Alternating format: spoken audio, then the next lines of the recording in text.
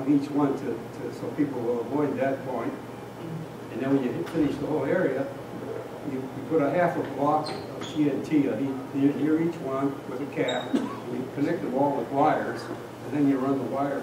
You have a spool. You pull back, unwind it as far back as you need to go, and you connect it to the hell box. You carry the little hell box with you, it has a little handle that you twist real fast, and it sends an electric current through there, and it supposedly explodes all the TNT and the mine that's next to it. Now, on this one occasion, unfortunately, it gives you something to remember, because I had a very close call. I was the one who had the honors of turning the hell box, and there was this big explosion. Everything flies all over the place. However, it had happened to rain previously, and the ground was very wet and muddy. So the circuit got broken someplace along the line. And I don't know what caused it, whether the rain or something else. But now we had the job of going back out onto that minefield and trying to complete the job. And you could barely, there was clumps of mud all over the place.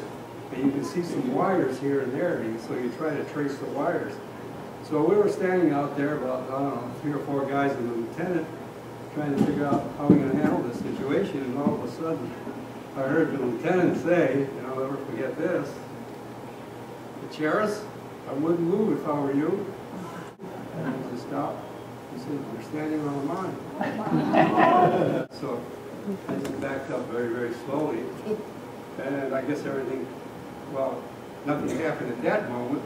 And I can't remember for the life of me what happened after that. So I'm wondering, how did we finish that job? And I don't know, I just gave up thinking about it. And I don't know what the other things are, let's look at my notes. Oh, okay, the free wine. When you guys cleared the minefield near the Maginal Line, when was it, in January?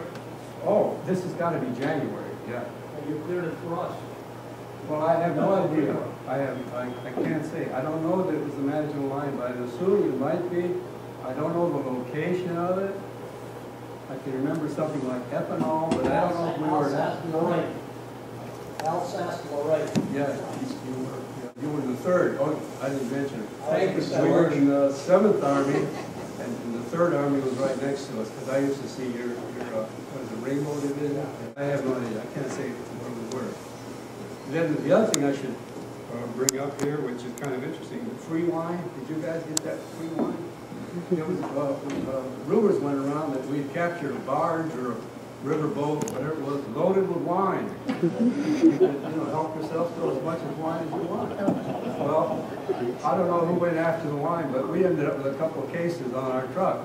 So we had wine whenever we wanted, So that wine lasted quite a while, I guess. Oh, and then the other interesting thing that happened is, when you go from assignment to assignment, you travel in convoys. This one time, we were traveling in a convoy, and I don't remember from where to where, and we got a flat tire.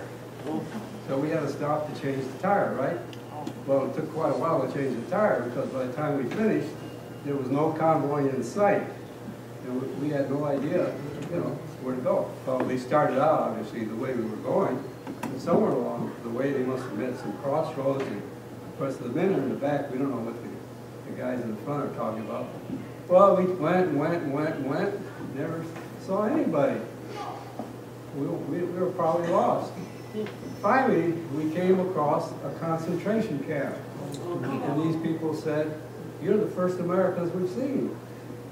And I couldn't understand what language they were talking in, and I have the feeling it might be Polish, because Novak, our medic, was the one who was talking to them. And I always thought Novak was Polish, but I don't know, I can't confirm that either.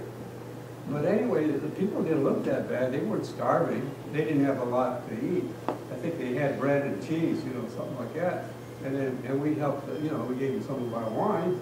Everybody was so tired that, I think we just fell asleep on the back of that truck.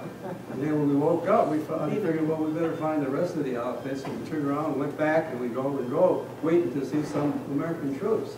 Finally, we did see some. We said, "Oh, yeah, we saw them down there, someplace, wherever it was." So we finally, met up with them. So we were okay after that, I guess. So anyway, okay, now I don't know where, I think we're in Germany now. I don't know where we were before, I can't tell you. Okay, we had an assignment to help G2, you know G2 with intelligence, to go to Schweinfurt.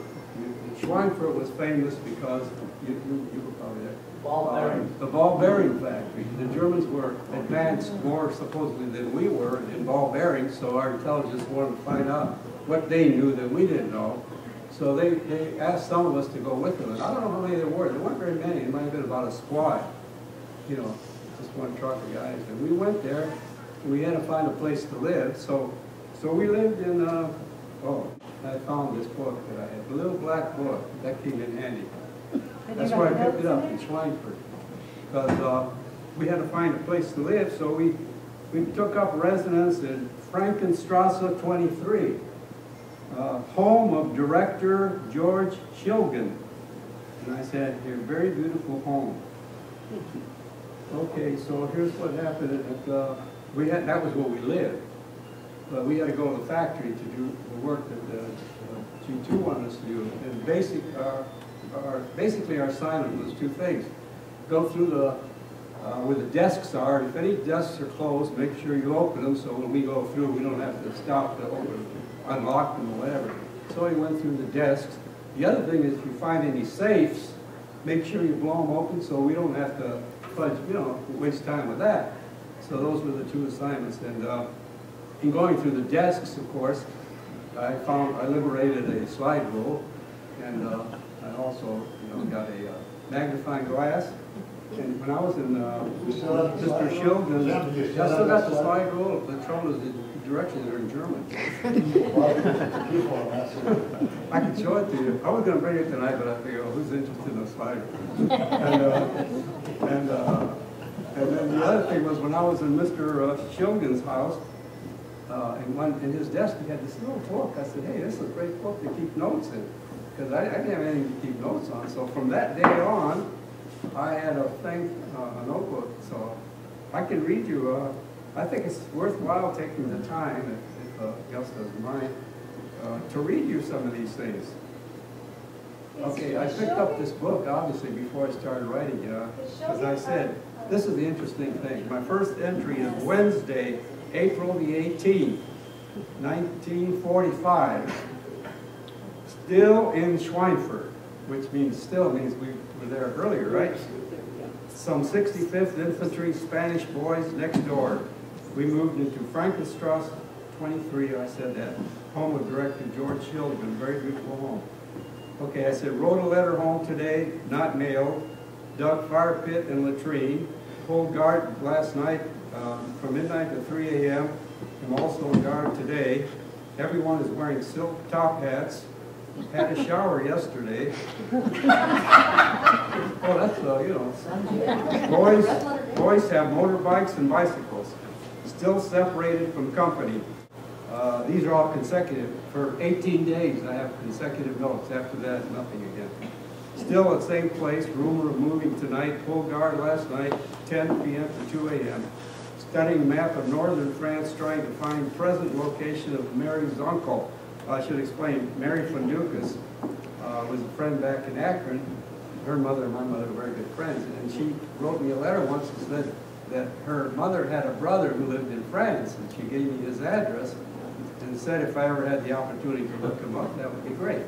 So I had that, but I never knew where this place was. I couldn't figure it out.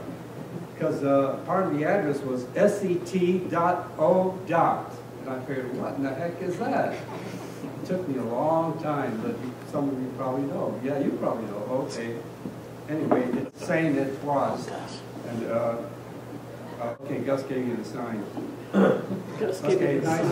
This is April 20th now. Nice weather. Hitler's birthday. Spent day traveling. Left Schweinfurt in the morning. Received mail from home. Also 2 letters from Firestone. One said I was going to receive Reader's Digest soon. 1 letter from Grace Vasilian. Received Easter greetings from home. Also pulled guard last night. Anderson didn't show up at all. He is still missing. Received a Ahepa broadcaster also. Good addition.